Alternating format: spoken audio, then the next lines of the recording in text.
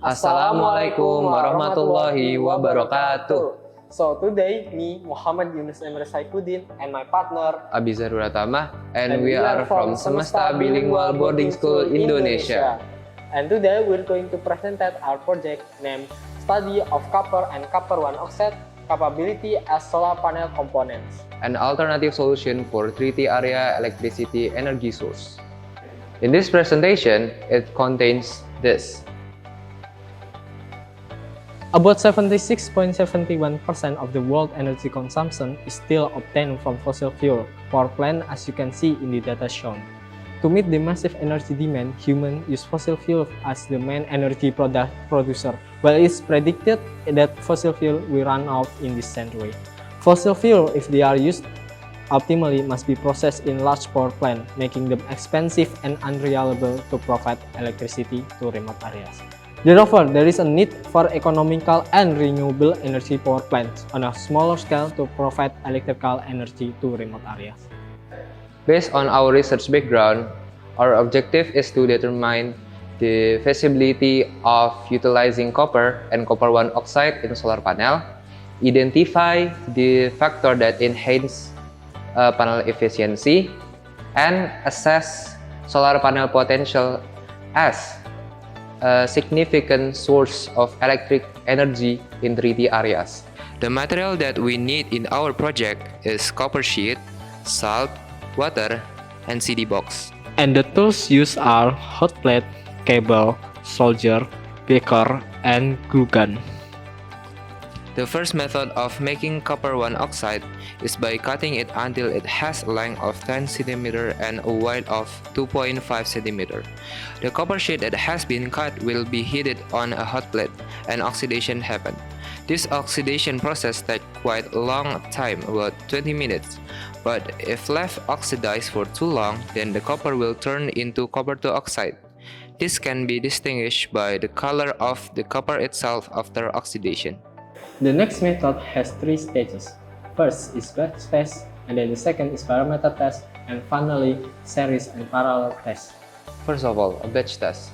This test is carried out to determine whether the solar panel assembled using copper as the main component can work or not, determining whether copper has photovoltaic capabilities. Next is parameter test. The parameters are tested are light intensity, light wavelength, and electrolyte concentration. This method will test the effect of those parameters on the potential value of the solar panel. The last test was series and parallel test. This test was carried out to determine the effect of series and parallel circuit on solar panel. The next stage of the method is making the prototype of solar panel. Copper and copper 1 oxide sheet will be attached with wires. The copper and copper 1 oxide sheet will be placed in a CD box. The CD box containing both of them will be made watertight and then filled with salt water. As you can see, there is several tables in here. This table is the result of our experiment. Let's talk about them one by one. We first tested solar panel with copper and copper 1 oxide sheet combination. However, the potential value generated was not as much as expected. We also tested with copper and copper 2 oxide, where the potential value generated was more than those generated by copper 1 oxide. The last combination was copper 1 oxide and copper 2 oxide, which produced a negative potential value. Electrolyte concentration will serve as our initial test parameter. On the screen, the outcome are displayed. Low concentration of electrolyte solution have a high resistance, since there aren't many ions present that can conduct charge. In the subsequent trial, the high concentration electrolyte solution will serve as the base electrolyte solution. The next test is about light intensity. On the screen, the outcome is visible to read. The amount of light that strikes the solar panel surface determines the potential value that it can produce. Based on the photovoltaic process, there is a greater chance that electron can be discharged from the plate at higher light intensity. For the last parameter test is about light wavelength. The research data can be seen on the screen. This can occur due to the different amount of energy produced by each light wave, with blue light having the highest energy followed by green then red. This is the series and the parallel circuit that we created.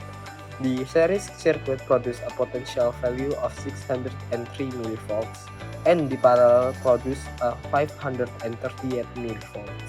This is different from our initial estimate, where we predicted there will be an increase in the potential value, but after testing there was no significant change. Based on this research, we have three conclusions that we want to share. First, a solar panel that made using copper and copper 1 oxide can produce energy. Parameters that can be used to increase the efficiency of solar panel performance are high light intensity, high electrolyte concentration, and the use of appropriate light wave.